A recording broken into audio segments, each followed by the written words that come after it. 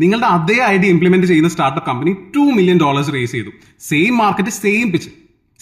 നിങ്ങൾക്കില്ലാത്ത എന്ത് പ്രത്യേകതയാണ് അവർക്കുള്ളത് എന്ന് നിങ്ങൾ ആലോചിച്ചിട്ടുണ്ടോ? നിങ്ങൾ മനസ്സിലാക്കേണ്ട ഒരു കാര്യം, ഇൻവെസ്റ്റേഴ്സ് പ്രീ സീഡ് സ്റ്റേജിൽ ഫണ്ട് ചെയ്യുന്നത് ഒരിക്കലും ഐഡിയാസ് അല്ല. അവർ ഫണ്ട് ചെയ്യുന്നത് ടീംസിനെയാണ്.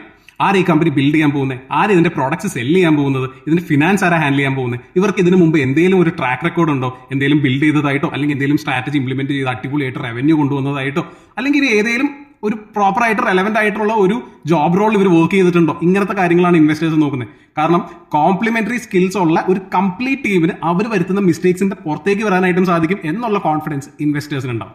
ഐഡിയാസ് നമുക്ക് എപ്പോഴും പിവറ്റ് ചെയ്യാനായിട്ട് സാധിക്കും, പക്ഷെ നമ്മുടെ ഫൗണ്ടിങ് ടീമിനെ ഇടയ്ക്കിടയ്ക്ക് ചേഞ്ച് ചെയ്തുകൊണ്ടിരിക്കാനായിട്ട് ഒരിക്കലും സാധിക്കില്ല. സോ നിങ്ങൾ ഒരു ഇൻവെസ്റ്ററിന്റെ ഷൂസിൽ നിന്ന് ആലോചിക്കണം, നിങ്ങളൊരു ഇൻവെസ്റ്റർ ആയിരുന്നെങ്കിൽ നിങ്ങളുടെ ഫൗണ്ടിങ് ടീമിൽ നിങ്ങൾ ഇൻവെസ്റ്റ് ചെയ്യുമോ എന്നുള്ളത്. നിങ്ങൾ ചെയ്യില്ല എന്നാണ് നിങ്ങൾക്ക് കിട്ടുന്ന മറുപടി എങ്കിൽ അതാണ് യഥാർത്ഥ പ്രോബ്ലം.